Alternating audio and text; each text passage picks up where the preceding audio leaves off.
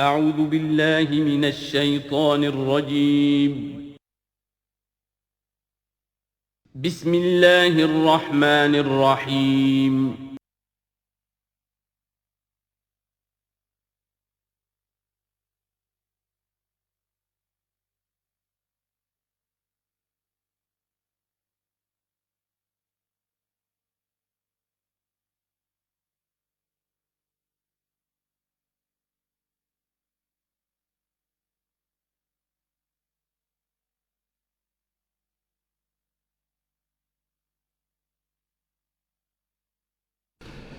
نحمده ونصلي على رسوله الكريم اما بعد فقد قال الله تبارك وتعالى كما ورد في سورة الأحقاف اعوذ بالله من الشيطان الرجيم بسم الله الرحمن الرحيم وإذا حشر الناس كانوا لهم أعداء وكانوا بعبادتهم كافرين صدق الله العظيم۔ ذکر ہو رہا تھا اس سورہ مبارکہ کی پچھلی آیات میں کہ ان سے بڑھ کر زیادہ گمراہ کون ہوگا جو اللہ کے سوا ایسی ہستیوں کو پکار رہے ہیں جو نہ ان کی دعا سنتے ہیں نہ دعاؤں کو قبول کر سکتے ہیں قیامت تک، بلکہ وہ ان کی دعاؤں سے غافل ہیں، انہیں معلوم ہی نہیں ہے۔ وَإِذَا حُشِرَ النَّاسُ جب لوگوں کو جمع کیا جائے گا كَانُوا لَهُمْ أَعْدَاءً وہ ان کے دشمن بن جائیں گے کہ تم نے ہمیں شرمسار کیا، ہماری شرمندگی کا تم سبب بن گئے، تم نے ہمیں اللہ کا مد مقابل بنا دیا۔ جیسے کہ حضور صلی اللہ علیہ وسلم نے ایک صحابی کو ٹوک دیا، وہ اپنے کسی گفتگو کے انداز میں، اور ظاہر بات ہے کہ ان کی نیت تو وہ نہیں تھی کہ حضور کو اللہ کے برابر کر دیں، لیکن الفاظ ایسے ان کی زبان سے نکلے ما شاء اللہ و ما شئت، جو اللہ چاہے اور آپ چاہیں، اسی پر ٹوک دیا حضور نے، اجعلتنی للہ ندًا، کیا تم نے مجھے اللہ کا مد مقابل بنا دیا ہے؟ مشیت صرف اللہ کی ہے۔ تو یہ اولیاء اللہ، یہ فرشتے، یہ پیغمبر، اگر انہیں آپ نے اللہ کے برابر بنا دیا، ان کو پکار رہے ہیں، ان سے دعائیں کر رہے ہیں، تو یہ تو گویا کہ ان کے لیے شرمندگی کی بات ہوگی اللہ کے سامنے، تو وہ دشمن بنیں گے۔ وَإِذَا حُشِرَ النَّاسُ كَانُوا لَهُمْ أَعْدَاءً وَكَانُوا بِعِبَادَتِهِمْ كَافِرِينَ اور وہ تو ان کی عبادت کا انکار کریں گے۔ وَإِذَا تُتْلَىٰ عَلَيْهِمْ آيَاتُنَا بَيِّنَاتٍ اور جب انہیں سنائی جاتی ہیں پڑھ کر ہماری آیات بینات، قَالَ الَّذِينَ كَفَرُوا لِلْحَقِّ لَمَّا جَاءَهُمْ تو یہ کافر کہتے ہیں اس حق کے بارے میں جو ان کے پاس آیا ہے، هَذَا سِحْرٌ مُبِينٌ یہ تو کھلا جادو ہے۔ ام یقولون افطراہ سے گھڑ لیا ہے، یعنی محمد صلی اللہ علیہ وسلم نے یہ قرآن خود تصنیف کیا ہے۔ قُلْ إِنِ افْتَرَيْتُهُ فَلَا تَمْلِكُونَ لِي مِنَ اللَّهِ شَيْئًا اے نبی ان سے کہہ دیجئے کہ اگر میں نے یہ گھڑ کر اللہ کی طرف منسوب کیا ہوتا تو تم مجھے اللہ کے پکڑ سے کچھ بھی نہیں بچا سکتے۔ یہ مضمون آئے گا آخری پارے میں، لو تقول علینا بعض الاقاویل، بلکہ 29ویں پارے میں لاخذناہ بالیمین ثم لقطعنا منہ الوتین، کہ اگر بالفرض خدا نہ خواستہ اگر محمد صلی اللہ علیہ وسلم کوئی چیز گھڑ کر ہماری طرف منسوب کر دیں تو ہم ان کا داہنا ہاتھ پکڑیں گے اور پھر ان کی رگے جان کو کاٹ دیں گے۔ ظاہر بات ہے کہ یہ صرف اس میں جو غصہ ہے وہ ان لوگوں پر ہے جو کہہ رہے تھے۔ هو عالم بما تفیدون فیہ اللہ تعالیٰ خوب جانتا ہے جن چیزوں میں تم لگے ہوئے، جو کچھ تم کہہ رہے ہو، جو تمہارا ظاہری قول ہے اس کو بھی جانتا ہے، اور جو تمہارے دل میں چھپا ہوا اسے بھی جانتا ہے۔ کفا بہ شہیدا بینی و بینکم اور وہ کافی ہے بطور گواہ میرے اور تمہارے مابین، وہ جانتا ہے کہ میں اس کا رسول ہوں، اس نے میرے پاس وحی بھیجی ہے۔ وہو الغفور الرحیم اور وہ بخشنے والا ہے، رحم فرمانے والا۔ قل ما کنت بدعا من الرسل اے نبی ان سے یہ بھی کہیے کہ میں کوئی نیا نویلا رسول تو نہیں ہوں، کوئی پہلا رسول ہی تو نہیں ہوں میں کہ مجھ سے پہلے کوئی رسول آئے نہ ہوں۔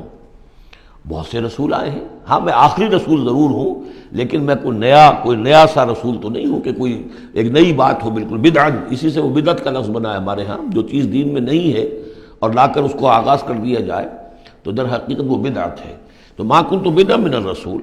جیسے کہ ہم سورہ آل عمران میں پڑھ آئے ہیں وما محمد الا رسول قد خلت من قبلہ الرسل۔ اسی طریقہ سے عیسیٰ ابن مریم کے بارے میں آیا ہے علیہ الصلوۃ والسلام کہ عیسیٰ ابن مریم کیا ہے؟ رسول، اور ان سے پہلے بہت سے رسول گزرے ہیں۔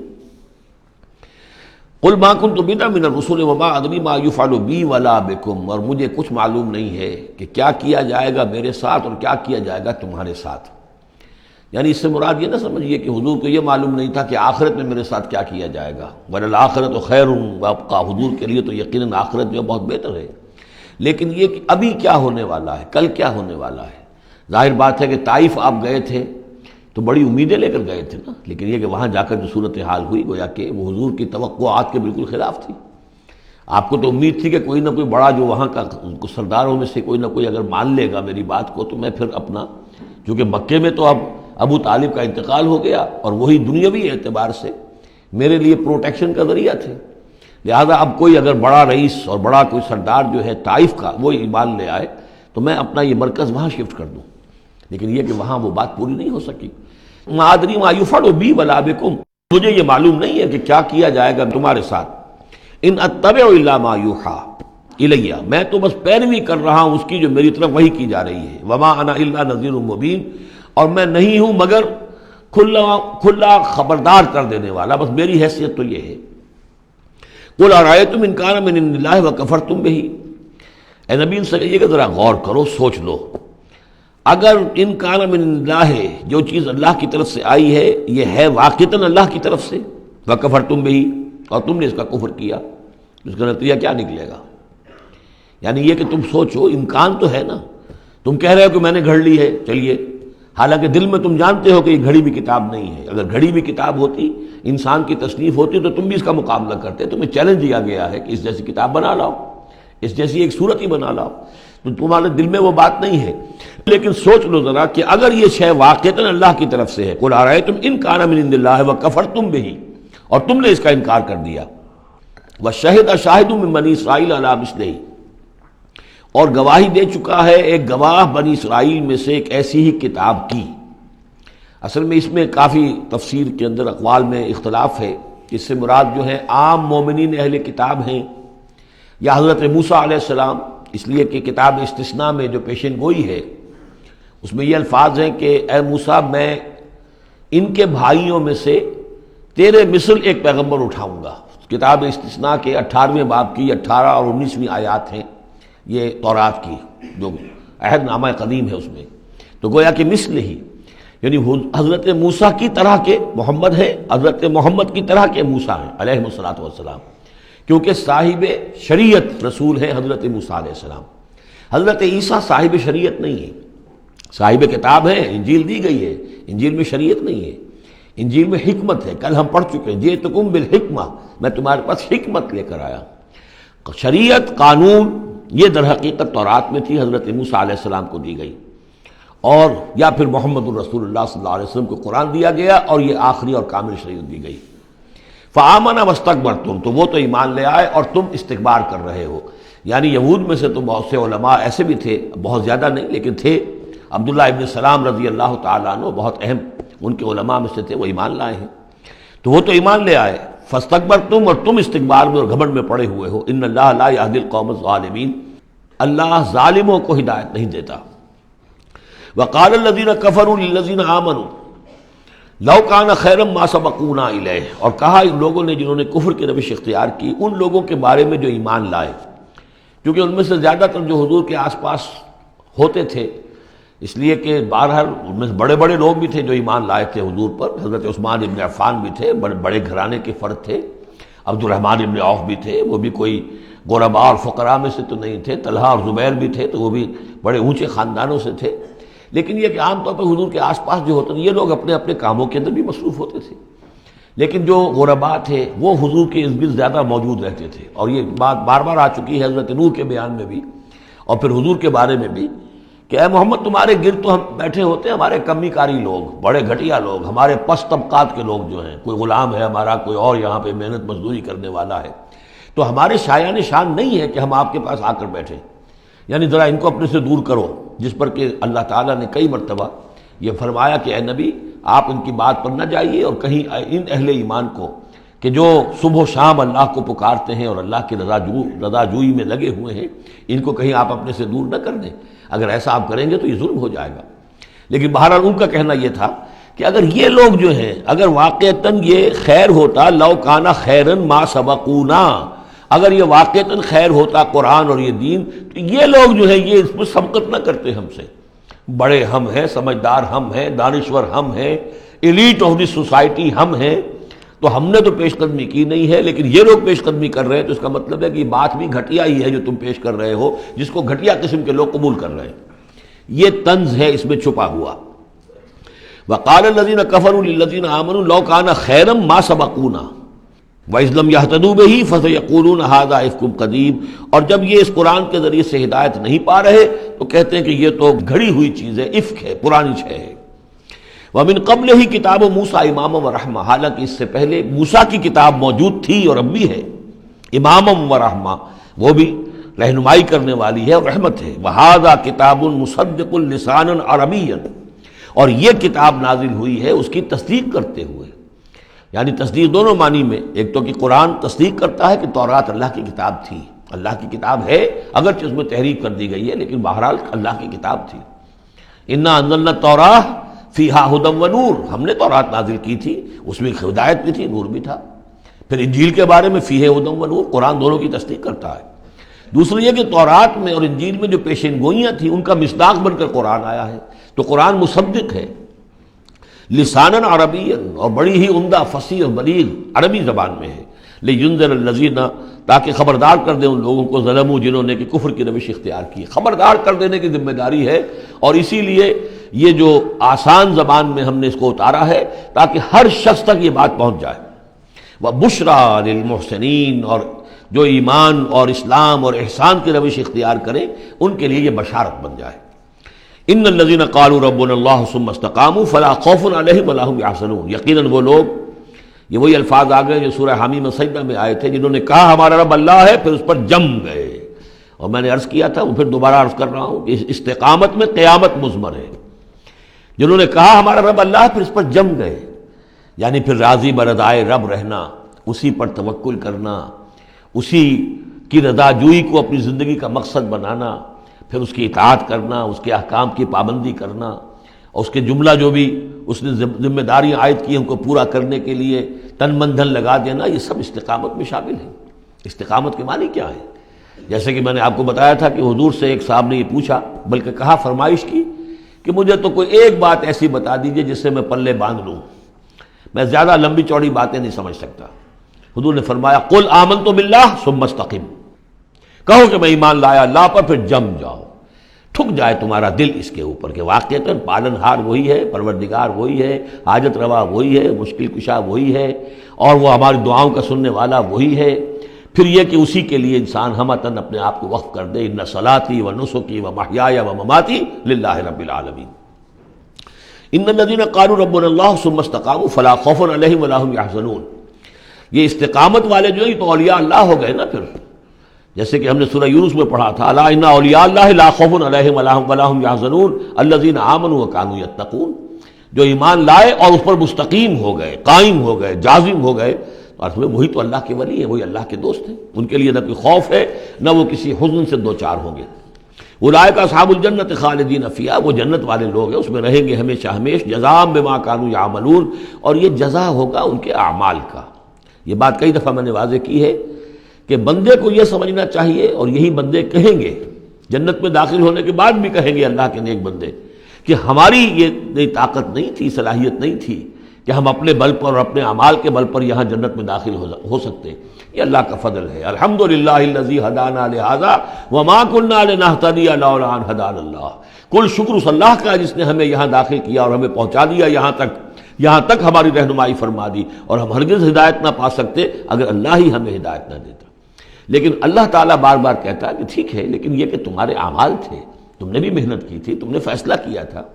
اما شاکرم و اما کفورا، جو ہم نے تمہیں اختیار دے دیا تھا، تم نے ہمارے شکر گزار بندے بن کر زندگی گزارنے کا فیصلہ کیا، ہم نے قدر افزائی فرمائی، ہم نے تمہیں توفیق دی، ہم نے تمہارے راستے کی رکاوٹوں کو جو ہے آسان کر دیا، لیکن یہ کہ بہرحال تمہارا عمل اس میں شامل ہے۔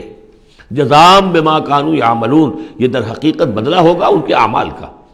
ووصینا الانسان بوالدیہ، تاکید کی انسان کو اس کے والدین کے بارے میں احسانہ، کہ اس کے ساتھ احسان کی روش، نیک سلوک، خدمت، اور اس میں بھی خاص طور پر والدہ کا معاملہ جو ہے یہ سورہ بنی اسرائیل میں بھی ہے اور یہاں بھی ہے۔ وہاں بھی آیا تھا ووصینا الانسان بوالدیہ حملتہ امہ وہنا علی وہن وفصالہ فی عامین، تو والدین میں جو ہے والدہ کا حق فائق ہے والد کے حق پر، ویسے دونوں کے ساتھ اس نے سلوک ہو، دونوں کا ادب ہو، وَإِمَّا يَبْلُغَنَّ عِندَكَ الْكِبَرَ أَحَدُهُمَا أَوْ كِلَاهُمَا فَلَا تَقُل لَّهُمَا أُفٍّ وَلَا تَنْهَرْهُمَا وَقُل لَّهُمَا قَوْلًا كَرِيمًا، یہ ہم پڑھ چکے ہیں. لیکن یہاں بھی اور وہاں بھی خاص طور پر والدہ کا، اس لیے کہ مشقت جو ہے پیدائش میں ساری کی ساری مشقت جو ہے ماں کی ہے. باپ کا کیا حصہ ہے؟ وہ تو ایک کوئی اس کی لذت کا لمحہ ہوتا ہے، وہ اس کے اندر اس نے وہ بوند ٹپکائی اور فارغ. اب وہ ساری مصیبت کون جھیل رہی ہے؟ وہ عورت جھیل رہی ہے، ماں جھیل رہی ہے. سارا پریگننسی کا دور جو ہے، اس میں ابتدائی دور جو ہے، اس میں اسے جی متلا رہا ہے، الٹیاں آ رہی ہیں، چیزوں سے نفرت ہو رہی ہے. پھر جب بوجھل ہو گئی ہے، جسم بوجھل ہو گیا ہے، بوجھ اٹھائے ہوئے ہے، پھر وضع حمل کی مشقتیں ہیں، وہ درد ذیل ہے، پھر اس کو دودھ پلانا ہے 2 سال تک، اس کے جو اس کو گند ہے اس کو صاف کرنا ہے، پوتڑے دھونے ہیں. یہ سارے کام کون کر رہا ہے؟ ماں کر رہی ہے. باپ کا تو اس میں حصہ ڈائریکٹ نہیں، انڈائریکٹ ہے کہ بہرحال وہ کمائی کرتا ہے، پرووائڈ کرتا ہے، یہ بات دوسری ہے. لیکن جو مشقت ماں کی ہے، اسی لیے حدیث میں آتا ہے کہ ایک صحابی نے حضور سے سوال کیا کہ میرے حسن سلوک کا سب سے اولین مستحق کون ہے؟ آپ نے فرمایا تمہاری والدہ. انہوں نے پوچھا پھر ان کے بعد کون؟ فرمایا پھر تمہاری والدہ. تیسری مرتبہ پھر کون؟ حضور پھر والدہ تمہاری. چوتھی مرتبہ جب اس نے پوچھا ان کے بعد کون، تو آپ نے فرمایا تمہارے والد. یعنی والدہ کا حق جو ہے وہ والد کے حق پر، یہ ہے اخلاقی حق. قانونی حق والد کا زیادہ ہے، اگر سیپریشن ہو جائے گی تو اولاد والد کی ہے، قانونی حق اس کا زیادہ ہے. لیکن اخلاقی حق، خدمت کا حق، اور جنت جس کے پاؤں تلے ہے وہ باپ نہیں ماں ہے. جنت جو ہے وہ تو اس کے قدم تلے تحت اقدام الامہات. اس حوالے سے اخلاقی مقام جو ہے وہ عورت کا زیادہ ہے، ماں کا زیادہ ہے. فرمایا حملتہ امہ کرہا ووضعتہ کرہا، اس کی ماں نے اسے اٹھائے رکھا اپنے پیٹ میں تکلیف جھیل کر، اور پھر اس کو وضع حمل ہوا، اس کو جنا تکلیف کے ساتھ. وحملہ وفصالہ 30 شہرا، اور اس کا یہ حمل اور پھر دودھ پلانا یہ لگ بھگ جو ہے 30 مہینے ہوتے ہیں. حتی اذا بلغ اشدہ، یہاں تک کہ جب وہ اپنی پوری قوت کو پہنچتا ہے، بلوغت کو پہنچتا ہے. اور یہاں سے بلوغت سے مراد جو ہے وہ نفسیاتی بلوغت ہے، ذہنی اور نفسیاتی بلوغت. ایک جسمانی بلوغت ہوتی ہے، وہ تو 16 17 18 اس سال کے اندر آدمی جو ہے وہ پورا بالغ ہوتا ہے. لیکن جسمانی بلوغت نہیں، یہاں جو ہے 40 برس کا ذکر آ رہا ہے. حتی اذا بلغ اشدہ وبلغ 40 سنۃ، جب وہ 40 برس کا ہو جاتا ہے. سائیکولوجیکل میچورٹی جو ہے انسان کی وہ 40 برس کی ہے. یہی وجہ ہے کہ 40 برس ہی کی عمر میں جو بھی نبوت جو ہے وہ ملتی تھی. حضور کو بھی 40 برس کی. فلما بلغ 40 سنۃ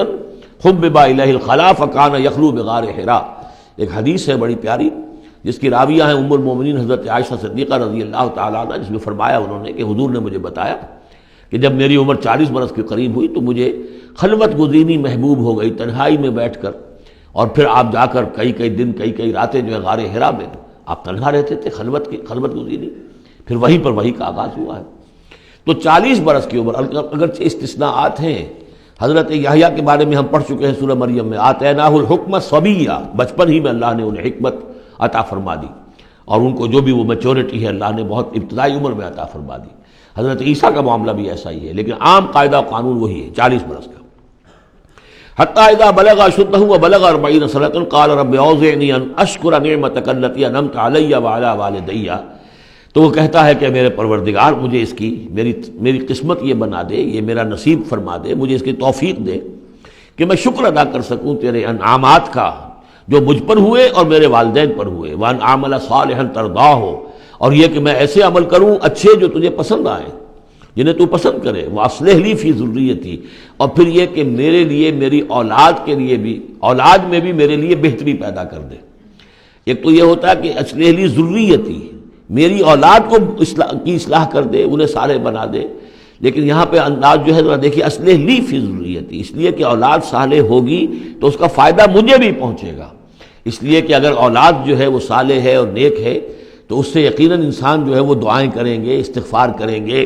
اور ان کے جو اعمال صالحہ ہیں، چونکہ باپ نے کوئی تربیت اچھی دی تھی تو ان کے اعمال صالحہ سے بھی اس کے اپنے حساب کے اندر بھی ادراج ہوتا رہے گا نیکیوں کا. تو اصلح لی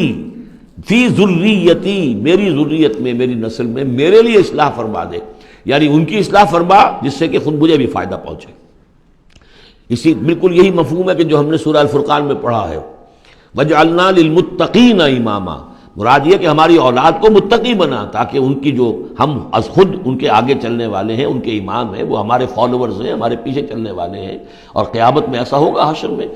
آدمی اٹھیں گے اور ان کے پیچھے ان کی نسلیں چلی آ رہی ہیں، تو ہمارے پیچھے آنے والے ہیں وہ نیک ہوں، متقی ہوں۔ وَأَصْلِحْ فِي ذُرِّيَّتِي إِنِّي تُبْتُ إِلَيْكَ، میں تیری جناب میں توبہ کرتا ہوں، رجوع کرتا ہوں، وَإِنِّي مِنَ الْمُسْلِمِينَ، اور یقیناً میں تیرے فرما برداروں میں سے ہوں۔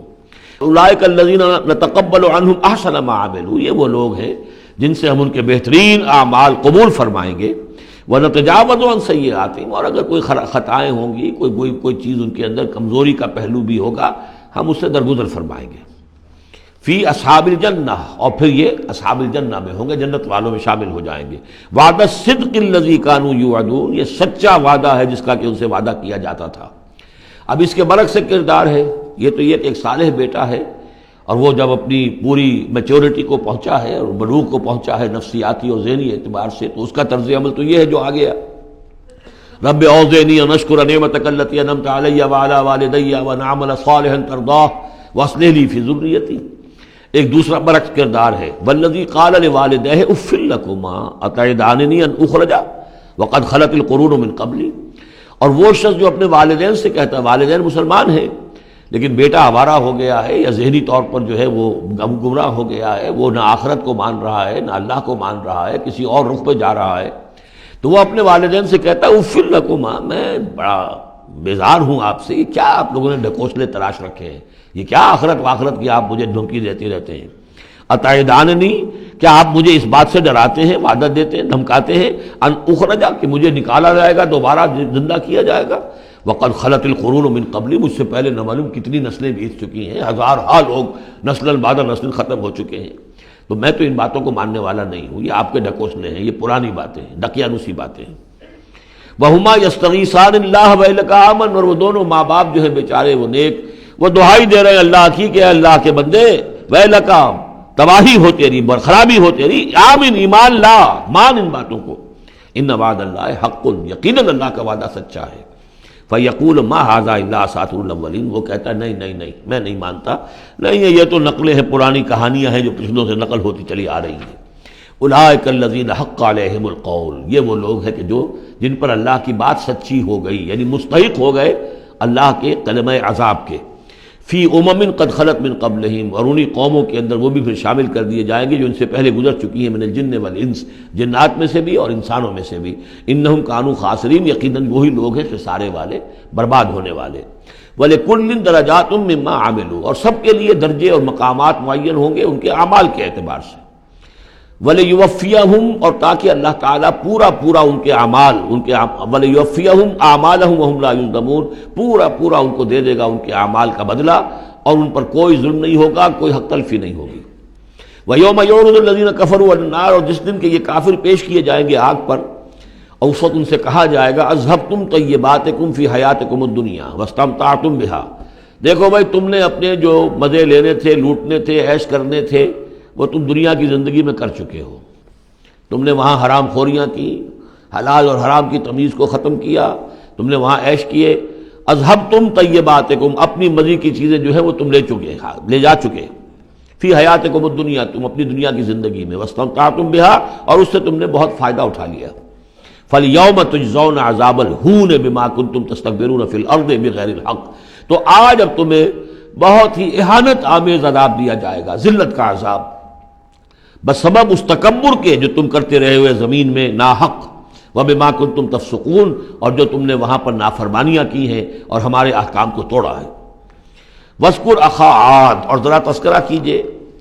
اخا عاد، قوم عاد کے بھائی کا، یعنی حضرت ہود علیہ السلام، اذ انذر قومہ بالاحقاف، جب کہ انہوں نے اپنی قوم کو خبردار کیا احقاف میں، یہ احقاف کا علاقہ تھا، بالکل جنوبی ساحل جو ہے عرب کا، جزیرہ نما عرب کا، اس کے ساتھ، اور اب وہاں پر بہت ہی سخت قسم کا، وہ بدترین قسم کا صحرا ہے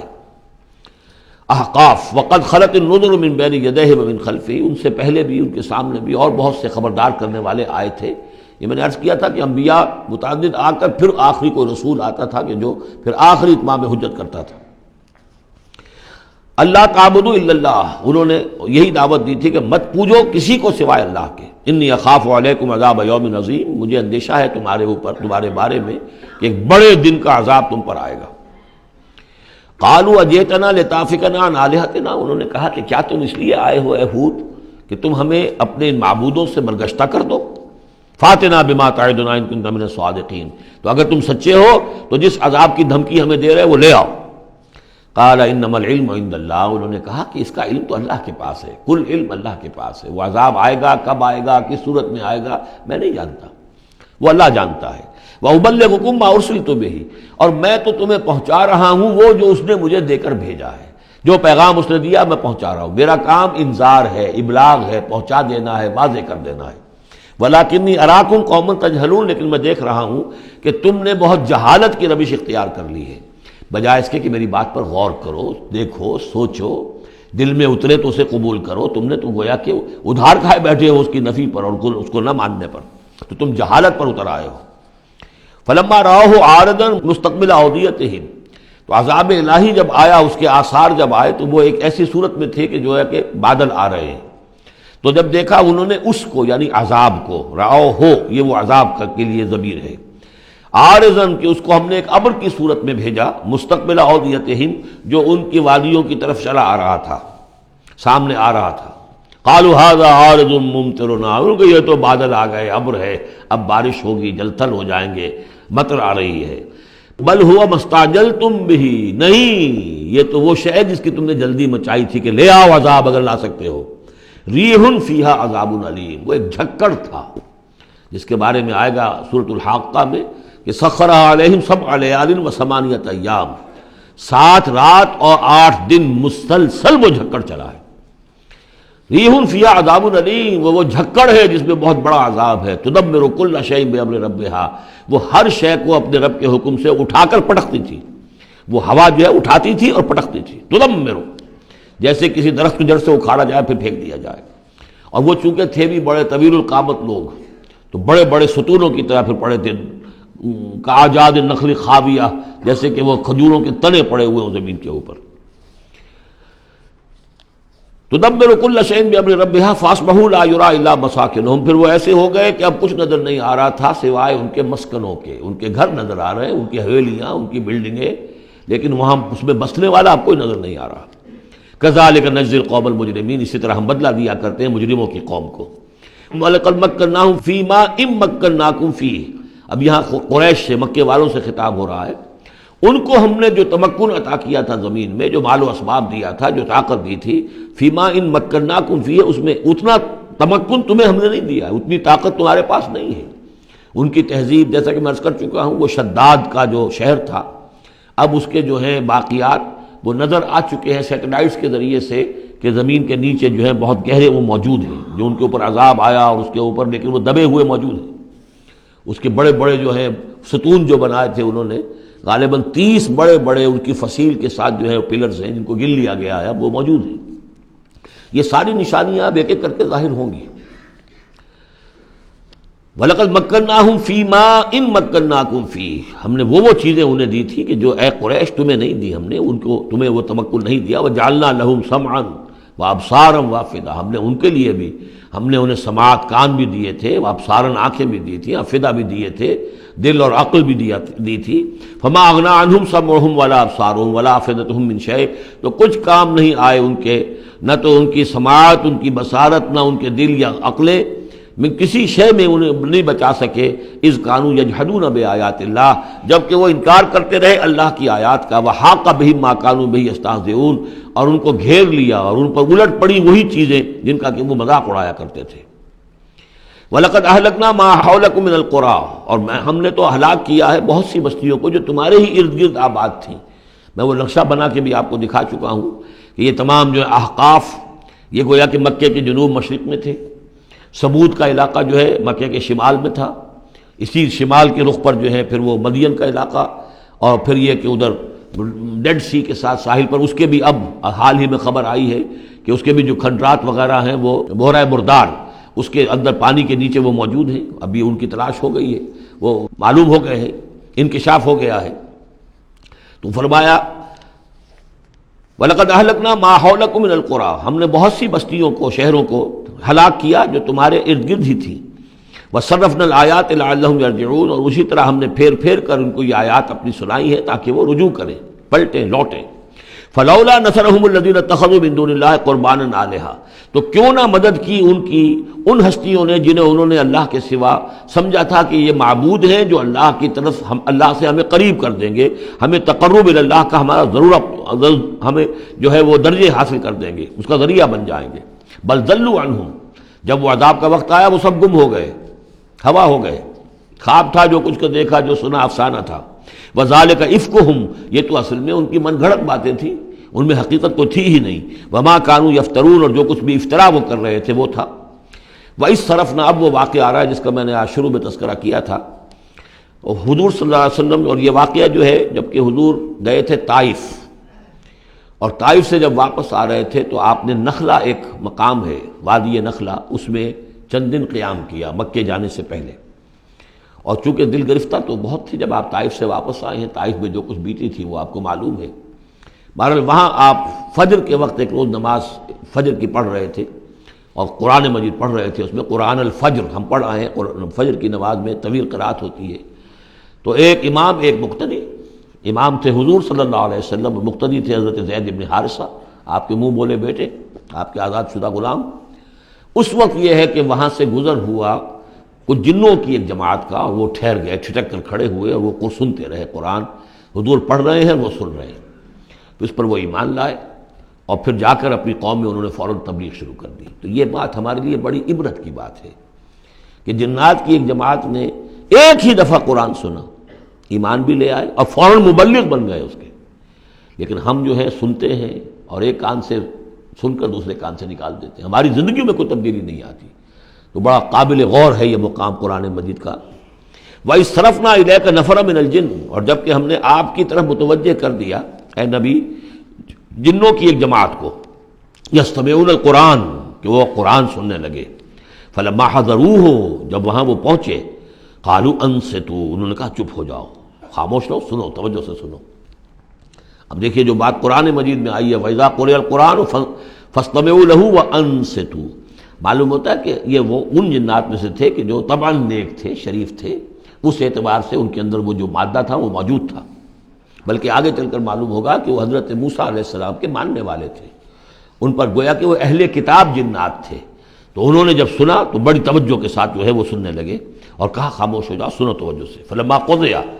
تو جب وہ آپ کی قرات ختم ہو گئی، وَلَّوْا إِلَىٰ قَوْمِهِمْ مُنذِرِينَ، تو فوراً اپنی قوم کی طرف پلٹے انہیں خبردار کرنے کے لیے. اور کیا کہا انہوں نے؟ قالوا یا قومنا انا سمعنا کتابا انزل من بعد موسیٰ، معلوم ہوا موسیٰ کے ماننے والے تھے. اے ہماری قوم کے لوگوں، ہم نے کتاب سنی ہے جو نازل ہوئی ہے اب موسیٰ کے بعد. کتاب جو نازل ہوئی ہے موسیٰ کے بعد وہ قرآن ہی ہے. اگرچہ ہم مانن کہہ دیتے ہیں عرفاً، وہ انجیل کو بھی کتاب، لیکن کتاب کا لفظ میں نے بارہا آپ کو بتایا ہے کہ شریعت کے لیے آتا ہے. کتاب قوانین کے لیے آتا ہے. کتب علیکم کتب علیکم کتب علیکم، نماز بھی ہے کتابا موقوتا، عدت کے لیے آیا حتیٰ یبلغ الکتاب اجلہ. تو شریعت کے احکام کے لیے جو ہے وہ اصل میں یہ لفظ خاص ہے. تو تورات چونکہ شریعت کی حامل تھی اور قرآن پھر شریعت دوسری جو آئی ہے موسیٰ کی شریعت کے بعد وہ شریعت محمد ہی ہے صلی اللہ علیہ وسلم. ورنہ ظاہر بات ہے کہ ان کے علم میں ہوگا کہ حضرت عیسیٰ بھی آئے اور وہ ایک کتاب تو لائے، لیکن یہ کہ اس میں شریعت نہیں. قالوا یا قومنا انا سمعنا کتابا انزل من بعد موسیٰ مصدقا لما بین یدیہ، اور یہ تصدیق کرتے ہوئے آئی ہے اس کی جو اس کے سامنے موجود ہے، یعنی تورات. یہدی الی الحق، اور یہ رہنمائی کر رہی ہے حق کی طرف. وَإِلَىٰ طَرِیقٍ مُسْتَقِیم، اور ایسے راستے کی طرف جو بالکل سیدھا ہے. صراط مستقیم، صراط بھی راستہ، طریق بھی راستہ، سبیل بھی راستہ، سوا سبیل سیدھا راستہ، صراط مستقیم سیدھا راستہ، طریق مستقیم. یا قومنا اجیبوا داعی اللہ، اے ہماری قوم کے لوگوں، اللہ کی طرف پکارنے والے کی پکار پر لبیک کہو، مانو، ایمان لاؤ. وآمنوا بہ یغفر لکم من ذنوبکم، تو ان پر ایمان لاؤ تاکہ اللہ تعالیٰ جو ہے تمہارے گناہوں کو بخش دے. ویجرکم من عذاب علیم، اور تمہیں بچا دے عذاب علیم سے، دردناک عذاب سے. ومن لا یجب داعی اللہ فلیس بموجد فی الارض، اور جو نہیں لبیک کہتا اللہ کی طرف پکارنے والے کی پکار پر، تو وہ پھر فلیس بموجد، وہ اللہ تعالیٰ کو ہرا نہیں سکے گا، شکست نہیں دے سکے گا زمین میں، ولیس لہ من دونہ اولیاء، اور نہیں ہوں گے اس کے لیے کوئی ایسے اس کے رفیق اور اس کے پشت پناہ اور مددگار جو اسے اللہ کی پکڑ سے بچا سکیں۔ اولئک فی ضلال مبین، یہ لوگ تو گویا کہ کھلی گمراہی کے اندر ہوں گے۔ اب یہ بات جو ہے جیسا کہ میں نے اس کے قابل غور ہے ہمارے لیے۔ اب ظاہر بات ہے کہ داعی جب تک نبوت کا سلسلہ جاری تھا وہ اللہ کے نبی ہوتے تھے، اب حضور کے بعد اب داعی جو ہوں گے وہ امت میں سے ہوں گے، کوئی اٹھے گا اللہ کا بندہ، پھر دین کی دعوت دے گا، پھر قرآن کی طرف بلائے گا، پھر لوگوں سے کہے گا کہ آؤ چلو اس راستے پر چلو، اللہ کے دین کا راستہ یہ ہے، اقامت دین کی جد و جہد میں لگو، اس کے لیے اپنے تن بندھن لگاؤ، ان صلاتی و نسکی و محیای و مماتی للہ رب العالمین۔ اب نبی تو کوئی نہیں آئے گا سوائے ان کے جو دجال ہیں، جھوٹے نبی ہیں جنہوں نے دعوے کیے ہیں، وہ تو چھوڑ دیجیے ان کو، لیکن نبی نہیں آنے والا، نبوت کا دروازہ بند ہو چکا، لیکن دعوت اللہ کا دروازہ بند نہیں ہوا ہے، اس کا سلسلہ بند نہیں ہوا، بلکہ اب تو اس امت کے ذمے بحیثیت مجموعی کو ذمہ داری لگا دی گئی۔ وَكَذَلِكَ جَعَلْنَاكُمْ أُمَّةً وَسَطًا لِتَكُونُوا شُهَدَاءَ عَلَى النَّاسِ وَيَكُونَ الرَّسُولُ عَلَيْكُمْ شَهِيدًا، تمہارے ذمے ہے۔ كُنتُمْ خَيْرَ أُمَّةٍ أُخْرِجَتْ لِلنَّاسِ تَأْمُرُونَ بِالْمَعْرُوفِ وَتَنْهَوْنَ عَنِ الْمُنكَرِ وَتُؤْمِنُونَ بِاللَّهِ اولم يروا ان اللہ الذي خلق السماوات والارض ولم يعي بخلقهن، کیا انہوں نے دیکھا نہیں، غور نہیں کیا، وہ اللہ جس نے آسمانوں اور زمین کی تخلیق فرمائی اور وہ تھکا نہیں، ہارا نہیں اس سے، ان کی تخلیق سے، یعنی جیسے کہ سورہ قاف میں ہم پڑھیں گے افعینا بالخلق الاول، کیا ہم عاجز آ گئے ایک دفعہ بنانے کے بعد، ہماری ساری جو بھی کریٹو ایکٹیویٹی تھی اور کریٹو پوٹینشیل ہمارا ختم ہو گیا، ایگزاسٹ ہو گیا، ہم دوبارہ نہیں بنا سکتے تمہیں۔ تو لم یا بخلقہن، وہ عاجز نہیں آ گیا ان کی تخلیق سے، اب اس کی جو خلاقی کی قوت ہے وہ ختم نہیں ہو گئی ہے۔ بقادر علی ان یحیی الموتیٰ، تو کیا وہ قادر نہیں ہوگا اس پر کہ مردوں کو زندہ کر دے؟ بلا، کیوں نہیں، انہ علی کل شیء قدیر، یقیناً وہ ہر چیز پر قادر ہے۔ ویوم یعرض الذین کفروا علی النار، اور جس روز کے پیش کیے جائیں گے یہ کافر آگ پر، الیس ھذا بالحق، اس وقت سوال کیا جائے گا یہ ہے حق، یہ حقیقت ہے یا نہیں؟ تم ڈھکوسلا کہتے تھے، تم کہتے تھے کہ ایسی ہمیں دھونس دی جا رہی ہے، کوئی جہنم وغیرہ نہیں، کوئی حساب کتاب نہیں، کوئی جزا و سزا نہیں، کوئی باس بعد الموت نہیں، الیس ھذا بالحق، کیا یہ حقیقت نہیں ہے؟ قالوا بلا وربنا، وہ کہیں گے کیوں نہیں، ہمارے پروردگار تیری قسم یہ حق ہے۔ قال فذوقوا العذاب بما کنتم تکفرون، تو اللہ فرمائے گا اب چکھو اس عذاب کا مزہ اپنے اس کفر کی پاداش میں جو تم کرتے رہے ہو، فاصبر۔ اب آخری بات حضور سے، فاصبر کما صبر اولو العزم من الرسل، اے محمد صلی اللہ علیہ وسلم آپ بھی صبر کیجئے جیسے کہ ہمارے اولو العزم رسول آپ سے پہلے صبر کرتے رہے۔ یہ اولو العزم من الرسل عام طور پر خیال ہے کہ 5 ہیں، بعض حضرات 7 شمار کرتے ہیں، حضرت ہود حضرت صالح کو بھی شامل کرتے ہیں، لیکن 5 پر چونکہ اسی سلسلہ سور کی صورت ہے سورہ شورى جس میں 5 کا ذکر ہے۔ شرع لکم من الدین ما وصى به نوحا والذی اوحینا الیک وما وصینا به ابراہیم وموسیٰ وعیسیٰ،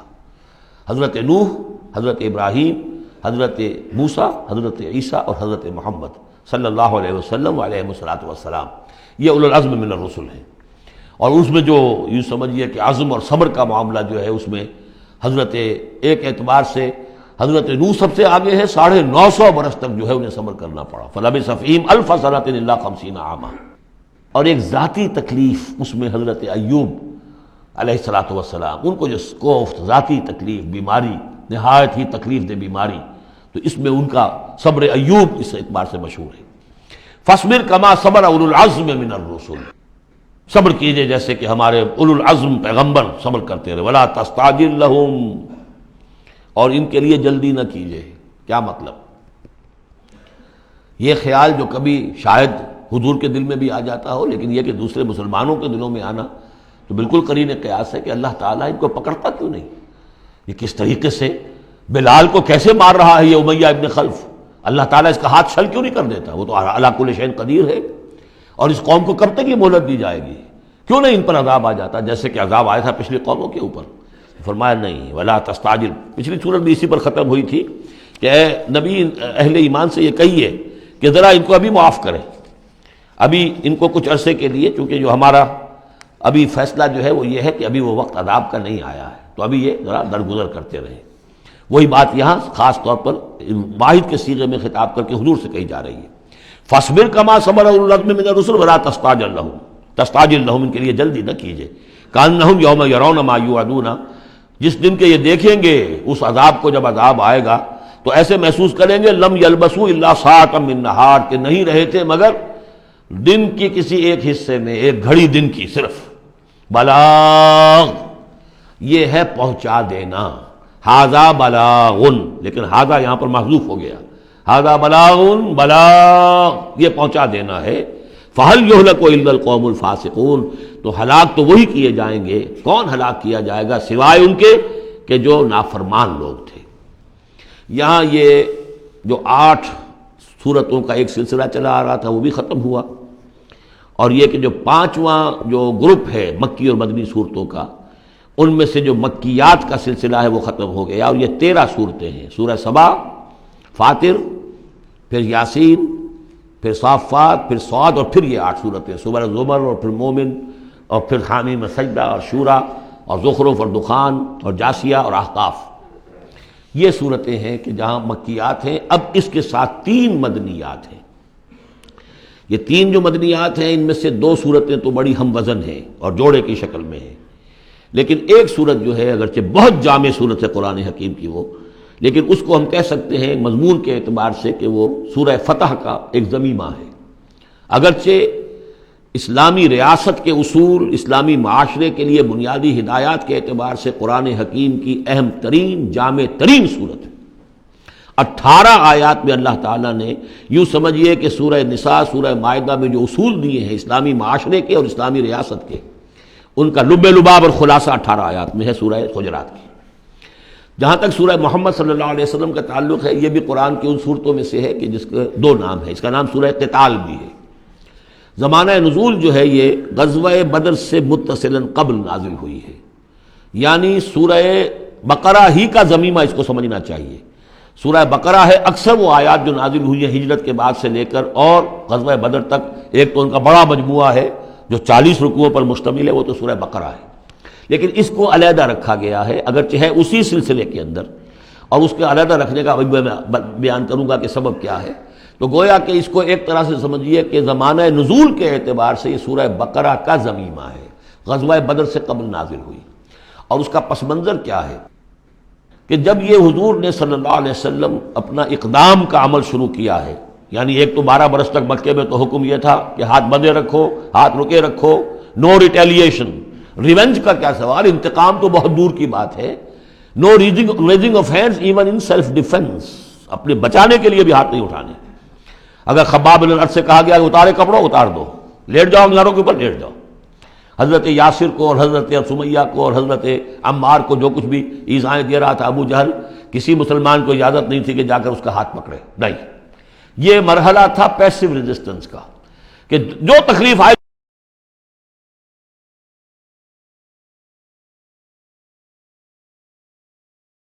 اب اقتتال کا دور شروع ہو گیا۔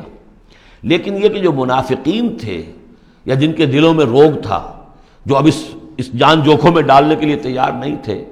وہ کچھ کہہ رہے تھے کہ آخر لڑائی بھڑائی کا کیا فائدہ ہے، یہ تو کوئی صلح سے کام کرنا چاہیے۔ یا کوئی یہ بھی کہتا ہوگا کہ گڑ دے کر مارا جا سکتا ہو تو زہر کائے کو دینا ہے، ہم اپنی دعوت و تبلیغ کے کام کو بس جاری رکھیں۔ اور یہ تو محمد نے، معاذ اللہ میں ان کی بات نقل کر رہا ہوں، یہ محمد نے خود جو ہے مہم جوئی شروع کر دی ہے کہ انہوں نے جو ہے ان کو چھیڑ چھاڑ شروع کر دی، ان کے قافلوں کا تعاقب شروع کر دیا، ان کی جو ہے وہ گویا کہ لائف لائن کے اوپر ہاتھ ڈال دیا۔ تو یہ جو حقیقت اقدام تو کر رہے ہیں یہ خود، اور اس سے گویا کہ لڑائی بھڑائی کا سلسلہ شروع ہو جائے گا۔ تو ان کے دلوں میں تو تھا روگ نفاق کا کہ وہ چاہتے نہیں تھے کہ ہمارے ایمان کا یہ امتحان ہو جائے کہ ہم سے کہا جائے کہ نکلو اللہ کی راہ میں جان ہتھیلی پر رکھ کر، لیکن وہ جو اس کی آڑ لے رہے تھے وہ کہہ رہے تھے کہ یہ لڑائی بھڑائی اور یہ جو ہے فساد، بلکہ صلح جوئی کے ساتھ معاملہ کرو۔ اور نوٹ کر لیجیے سورہ بقرہ کے دوسرے رکوع میں آیا تھا وَإِذَا قِيلَ لَهُمْ لَا تُفْسِدُوا فِي الْأَرْضِ قَالُوا إِنَّمَا نَحْنُ مُصْلِحُونَ أَلَا إِنَّهُمْ هُمُ الْمُفْسِدُونَ وَلَٰكِن لَا يَشْعُرُونَ۔ تو گویا کہ اس جو بھی ہو رہی تھی اس وقت، ان کی جو ذہن کی کیفیت تھی، اس میں اللہ تعالیٰ کی طرف سے یہ سورہ مبارکہ نازل ہوئی ہے، اور یہ اسلوب کے اعتبار سے پورے قرآن میں منفرد ہے۔ بالکل ایبرپٹلی شروع ہو رہی ہے، کوئی تمہید نہیں، کوئی حروف مقطعات نہیں، کوئی اللہ کی حمد، کوئی اور شے، کچھ نہیں، قرآن مجید کی عظمت کچھ نہیں، بلکہ الذین، اس سے جملہ شروع ہو رہا ہے جو عام طور پر جملے کے شروع کے لیے عام اسلوب نہیں ہے۔ پھر یہ کہ وہ جو اسلوب ہوتا ہے آیات کے آخر میں اللہ تعالیٰ کے اسماء اور اللہ کی صفات کا، انہو عزیز الحکیم، وہ تو بڑا غفور ہے، رحیم ہے، اس طرح کی کوئی شے آپ کو یہاں نہیں ملے گی۔ اسلوب بالکل مختلف ہے۔ ہر آیت ابرپٹ شروع ہو رہی ہے، سورت بھی ابرپٹلی شروع ہوئی ہے اور ابرپٹلی ختم ہو جائے گی۔ اسی طریقے سے ہر آیت جو ہے شروع ہوتی ہے اور ابرپٹلی ختم ہو جاتی ہے، بغیر کسی اختتامی اللہ کے اسماء اور صفات کے حوالے کے۔ باقی اس میں اور سورہ جو اگلی صورت ہے سورہ فتح، اس میں کیا ترتیب ہے وہ یہ ہے کہ حضور کی انقلابی جد و جہد کا جو آخری مرحلہ تھا، یعنی قتال، آرم کانفلکٹ، اس سے متصلاً قبل یہ سورہ محمد نازل ہو رہی ہے، اور اس کا جو اختتام ہو رہا تھا اور اللہ تعالیٰ کی طرف سے جو فتح آئی ہے اس کی تمہید ہے سورہ حدیبیہ، انا فتحنا لک فتحا مبینا۔ تو گویا کہ یہ دونوں اینڈ ہیں اس کے، جو آخری مرحلہ تھا انقلاب محمدی صلی اللہ علیہ وسلم کی جد و جہد کا، اس میں جو عام کانفلکٹ شروع ہو رہا ہے غزوہ بدر سے، اس سے قبل یہ صورت نازل ہوئی، اور جب آخری فتح ہونے والی ہے اور وہ فتح مکہ کی ہوگی، لیکن اس سے قبل جو اللہ نے تمہیدی فتح دی ہے وہ فتح ہے انا فتحنا لک فتحا مبینا، وہ صلح حدیبیہ جس کا ذکر جو ہے وہ سورہ فتح کے اندر ہے۔ یہ ربط ہے ان میں۔ بسم اللہ الرحمن الرحیم۔ الذین کفروا وصدوا عن سبیل اللہ اضل اعمالہم، جن لوگوں نے کفر کیا اور اللہ کے راستے سے روکا اور خود بھی رکے، صدا یا سدو میں عرض کر چکا ہوں بار بار، رکنا بھی روکنا بھی، یہ فعل لازم بھی ہے، فعل متعدی بھی ہے۔ جنہوں نے کفر کیا خود بھی رکے اور دوسروں کو بھی روکا اللہ کے راستے سے، اللہ نے ان کی ساری جد و جہد کو ضائع کر دیا، اضل اعمالہم۔ ان کی ساری کوشش جو تھی اللہ کے دین کے راستے کو روکنے کی، حضور کی دعوت کو کے راستے کو روکنے کی، سب جا چکی، ضائع ہو چکی، اکارت ہو چکی۔ اور اب یہ قافلہ جو ہے دعوت محمدی کا صلی اللہ علیہ وسلم اور انقلاب نبوی کا، یہ اپنے منزل کی طرف بڑھے گا، وہ آخری درجے میں اب شامل ہونے والا ہے۔ والذین آمنوا وعملوا الصالحات وآمنوا بما نزل علی محمد وهو الحق من ربهم کفر عنہم سیئاتہم واصلح بالہم۔ اور اس کے برعکس جو لوگ ایمان لائے، جنہوں نے نیک عمل کیے، اور جو ایمان لائے اس شے پر جو نازل کی گئی ہے محمد پر صلی اللہ علیہ وسلم، وهو الحق، اور وہ حق ہے، من ربهم، ان کے رب کی طرف سے، کفر عنہم سیئاتہم، اللہ نے دور کر دیے، معاف کر دیے ان سے ان کی خطائیں، ان کی غلطیاں، واصلح بالہم، اور ان کے حال کو، ان کی کیفیت کو سنوار دیا، بنا دیا، ان کی سیرتیں، ان کے کردار۔ اب دیکھ لو یہ جو صحابہ کی جماعت جو ہے، ان کی سیرتیں دیکھو، ان کی شخصیتیں دیکھو، اللہ تعالیٰ نے ان کو نکھار کر ان بھٹیوں میں سے گزار کر کے جو مکے میں تھیں، جن میں سے کہ آزمائشوں کی بھٹیوں میں سے نکل کر آئے ہیں، تو کندن ہو چکے ہیں، خالص زر خالص۔ ذالک بان الذین کفروا اتبعوا الباطل، یہ اس لیے کہ جن لوگوں نے کفر کیا انہوں نے باطل کی پیروی کی، لہذا وہ تو نتیجہ اس کا وہی نکلنا تھا جو نکل رہا ہے۔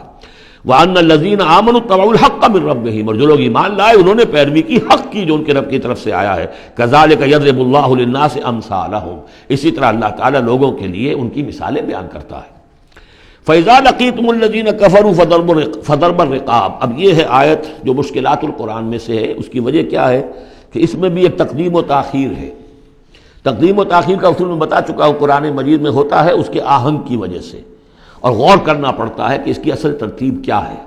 اور اس سے پھر بات واضح ہوتی ہے۔ تو یہ قانون دیا جا رہا ہے، اسی کا حوالہ تھا سورہ انفال میں کہ اگر یہ پہلے سے بات نہ آ گئی ہوتی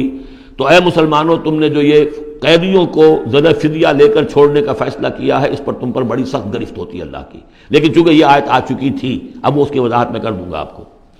فَإِذَا لَقِيتُمُ الَّذِينَ كَفَرُوا، تو اے مسلمانوں جب اب تمہاری مٹ بھیڑ ہو کافروں سے، اب جو ہے آرم کانفلکٹ شروع ہونا ہے، اب تلوار سے ٹکرائے گی، میدان میں تمہیں آنا پڑے گا، تو اس کا قاعدہ کیا ہے؟ فَضَرْبَ الرِّقَابِ، تو ان کی گردنوں کو مارنا ہے، پہلا کام یہ ہے، ان کی گردنیں مارو، انہیں قتل کرو۔ حَتَّى إِذَا أَسْخَنْتُمُوهُمْ، یہاں تک کہ جب تم ان کو اچھی طریقے سے کچل دو، ان کی طاقت ختم ہو جائے، فَشُدُّ الْوَثَاقِ، پھر تم ان کو قیدی بنا سکتے ہو، پھر باندھو ان کو مضبوطی کے ساتھ۔ فَإِمَّا مَنًّا بَعْدُ وَإِمَّا فِدَاءً حَتَّى تَضَعَ الْحَرْبُ أَوْزَارَهَا،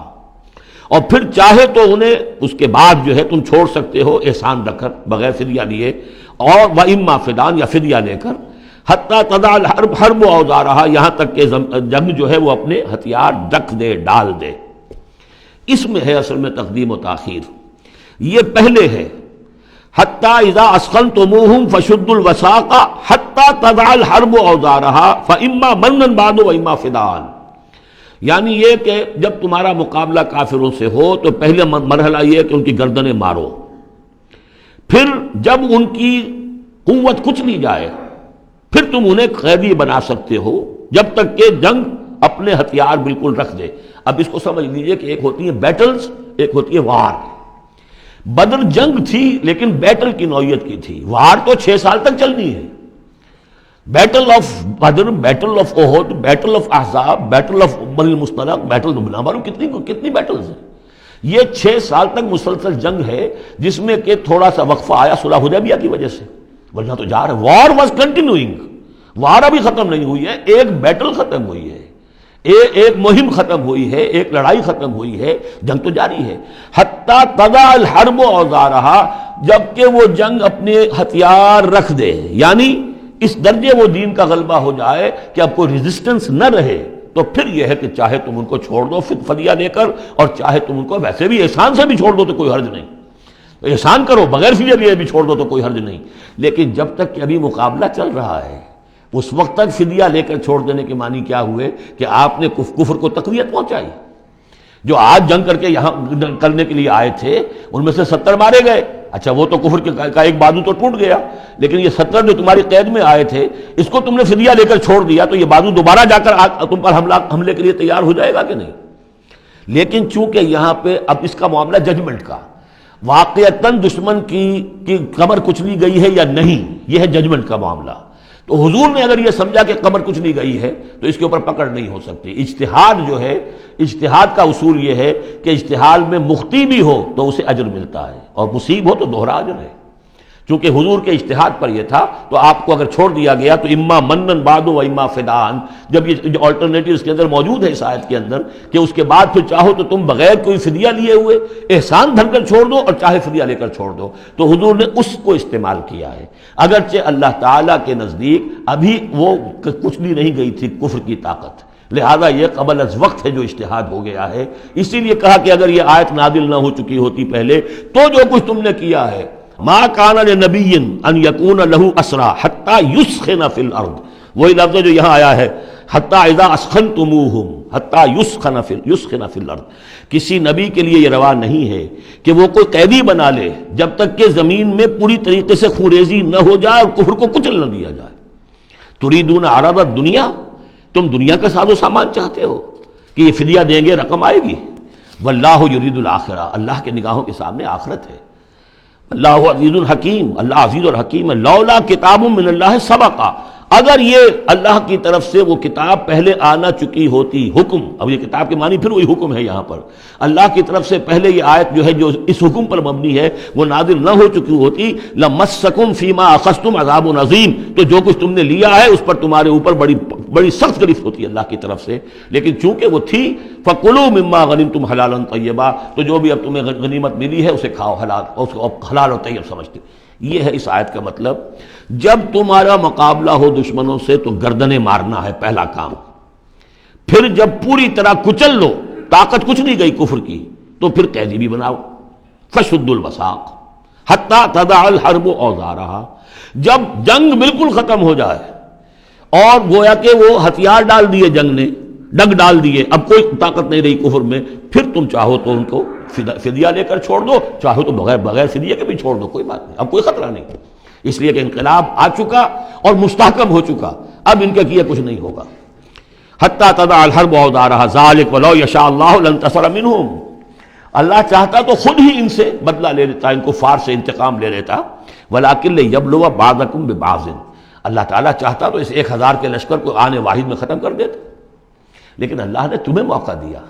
تمہاری آزمائش کی، تمہارے صبر کا امتحان لیا، لیکن اللہ تعالیٰ امتحان لیتا ہے، جانچتا ہے بعض کو بعض کے ذریعے سے، وہ 1000 کے لشکر کے ذریعے سے ان 313 کے استقامت کی، ایمان اور استقامت جو ہے اس کی آزمائش ہو گئی۔ والذین قتلوا فی سبیل اللہ فلن یضل اعمالہم، اور جو لوگ اللہ کی راہ میں قتل ہو گئے تو اللہ تعالیٰ ان کے اعمال کو ضائع کرنے والا نہیں ہے، ان کے سارے اعمال کا بھرپور اجر انہیں مل جائے گا۔ سیہدیہم ویصلح بالہم، اللہ تعالیٰ ان کو راہ دے گا، پہنچا دے گا، جنت تک پہنچا دے گا، اور ان کے جو معاملہ ہوگا وہاں پہ ان کے احوال بہت اعلیٰ ہوں گے، بہت عمدہ ہوں گے۔ وَيُدْخِلُهُمُ الْجَنَّةَ عَرَّفَهَا لَهُمْ، اور داخل کرے گا انہیں اس باغات میں جو پہلے ہی انہیں پہچنوا دی ہے، بتا دیا ہے کہ اس جنت میں کیا کچھ ہوگا، وہ تو ہم بتا چکے ہیں قرآن کے اندر، اس جنت میں داخل کرے گا۔ یا ایھا الذین آمنوا ان تنصروا اللہ ینصرکم ویثبت اقدامکم، اہل ایمان اگر تم اللہ کی مدد کرو گے تو اللہ تمہاری مدد کرے گا اور تمہارے قدموں کو جما دے گا۔ یہ بہت اہم قانون ہے اللہ کا، تم اللہ کی مدد کرو گے تو اللہ مدد کرے گا۔ تم اللہ کے دشمنوں سے پینگیں بڑھاؤ، دوستیاں کرو، ان کی وفاداریوں کے دم بھرو، انہیں اپنا سرپرست سمجھو، انہیں اپنا حمایتی اور مددگار سمجھو، اور ساتھ ہی دعا کرو تو دعائے قنوت نازلہ چاہے سال بھر کرتے رہو گے، اللہ نہیں سنے گا تمہاری دعا۔ ڈھاکہ گیا، مشرقی پاکستان گیا، بدترین شکست آ گئی، قنوت نازلہ مکے میں بھی اور مدینے میں بھی پڑھے جا رہے تھے اور پورے پاکستان میں پڑھے جا رہے تھے، اللہ نے نہیں سنی۔ تمہاری دوستیاں کس سے؟ اللہ سے تو ہے نہیں۔ اللہ کے خلاف تو اعلان جنگ ہے، تمہاری ساری معیشت سود پر چل رہی ہے، تم نے اللہ کے باغیوں کو دوست بنایا ہوا، انہیں اپنا سرپرست سمجھتے ہو، انہی کی مدد پر تمہارا جو ہے سارا سہارا بھروسہ ہے۔ آ رہا تھا کوئی جہاز چل کر امریکہ کا، وہ تو نہیں آیا، تو اللہ کیوں سنے گا تمہاری بات؟ ان تنصروا اللہ ینصرکم ویثبت اقدامکم، اگر تم اللہ کی مدد کرو گے، تم اس کے اگر مخلص ہو، فرما بردار ہو، اس کے دین کا جھنڈا لے کر کھڑے ہو گئے ہو، تن من دھن اس کے لیے لگانے کو تیار ہو، اللہ مدد کرے گا اور تمہارے قدم جما دے گا۔ والذین کفروا فتعسا لهم، اور وہ لوگ جنہوں نے کفر کیا ہے ان کے لیے تو پھر ہے ان کو گویا کہ رد کر دینا، راندہ درگاہ کر دیے جائیں گے، وہ کھائیں ٹھوکریں۔ وعد اللہ اعمالہم، اللہ نے ان کے تمام اعمال کو، جد و جہد کو، کوششوں کو بالکل گمراہ کر دیا، یعنی ختم ہو گئی وہ، اور ان کا حاصل کچھ نہ ہوا۔ ذالک بانہم کرہوا ما انزل اللہ فاحبط اعمالہم، اس کی وجہ کیا ہے کہ انہوں نے وہ چیز ناپسند کی جو اللہ نے نازل کی، فاحبط اعمالہم، اللہ نے ان کے تمام نیک اعمال بھی ضائع کر دیے۔ یعنی آخر ان میں ایسے بھی تھے کفار میں سے جو غریبوں کو کھانا کھلا دیتے تھے، جو حاجیوں کی خدمت کرتے تھے اور سمجھتے تھے بڑی نیکی کا کام ہم کر رہے ہیں۔ یہ سورہ توبہ میں ہم پڑھ آئے ہیں، اجعلتم سقایۃ الحاج وعمارۃ المسجد الحرام، ان چیزوں کو تم نے بہت بڑی نیکیاں سمجھ رکھا ہے، لیکن یہ کہ اگر تم نے اللہ کے نازل کیے ہوئے قرآن کو ناپسند کیا ہے تو اللہ نے تمہاری ساری اعمال جو ہے حبط کر دیے۔ افلم یسیروا فی الارض فینظروا کیف کان عاقبۃ الذین من قبلہم، تو کیا یہ زمین میں گھومے پھرے نہیں کہ یہ دیکھتے کہ کیا انجام ہوا ان لوگوں کا جو ان سے پہلے تھے؟ دمر اللہ علیہم، اللہ تعالیٰ نے ان پر ہلاکت کو مسلط کر دیا۔ وللکافرین امثالھا، اور ان کافروں کے لیے بھی ایسے ہی انجام آئیں گے۔ ذالک بان اللہ مولی الذین آمنوا وان الکافرین لا مولی لہم، اور یہ اس لیے کہ اللہ تو مولا ہے، رفیق ہے، پشت پناہ ہے، مددگار ہے اہل ایمان کا، اور یہ کہ کافروں کا کوئی مولا ہے ہی نہیں۔ یہ اصل میں یہیں سے حضور نے پھر وہ نعرہ اخذ کیا تھا جب غزوہ احد میں، جب وقتی طور پر مسلمانوں کی شکست ہو گئی اور حضور بھی اور صحابہ بھی پھر پہاڑ کے اوپر چڑھ گئے احد پر، اور اس کے بعد پھر جو دامن میں کھڑے ہوئے تھے جو کفار کے اس وقت کے سربراہ تھے، اس میں ابو سفیان تھے اور خالد بن ولید جو بعد میں جو دونوں ایمان لے آئے صحابہ میں سے ہیں۔ تو اس وقت یہ ہے کہ ابو سفیان نے نعرہ لگایا تھا، لنا عزا ولا عزا لکم، ہمارے لیے عزا جیسی دیوی ہے، اس نے ہماری مدد کی ہے، تمہارے لیے تو عزا ہے ہی نہیں۔ تو حضور نے کہا تھا مسلمانوں سے جواب دو، اللہ مولانا ولا مولا لکم، اللہ ہمارا مولا ہے، تمہارا کوئی مولا نہیں۔ اس نے کہا تھا اعلی حبل، لیکن یہ کہ اس کے جواب میں کہا گیا اللہ اکبر، اللہ سب سے اعلیٰ بھی ہے، بڑا بھی ہے۔ تو یہ جو نعرہ ہے کہ اللہ مولانا ولا مولا لکم، ذالک بان اللہ مولی الذین آمنوا وان الکافرین لا مولا لہم، ان اللہ یدخل الذین آمنوا وعملوا الصالحات جنات تجری من تحتها الانہار، یقیناً اللہ تعالیٰ داخل کرے گا ان لوگوں کو جو ایمان لائے، جن نے نیک عمل کیے، ان باغات میں جن کے دامن میں ندیاں بہتی ہوں گی۔ والذین کفروا یتمتعون ویاکلون کما تاکل الانعام، اور وہ لوگ جو کفر کر رہے ہیں وہ کھا پی رہے ہیں، عیش اڑا رہے ہیں دنیا میں، کھا رہے ہیں جیسے کہ حیوانات بھی کھاتے ہیں۔ والنار مثوی لکم، لیکن یہ کہ بالآخر ان کا ٹھکانہ جو ہے وہ آگ ہے۔ وکأی من قریۃ ہی اشد قوۃ من قریتک التی اخرجتک، اور اے نبی کتنی ہی بستیاں ایسی گزری ہیں کہ جو اس بستی سے کہیں زیادہ قوت میں تھیں جس نے آپ کو نکلنے پر مجبور کیا ہے۔ مکے سے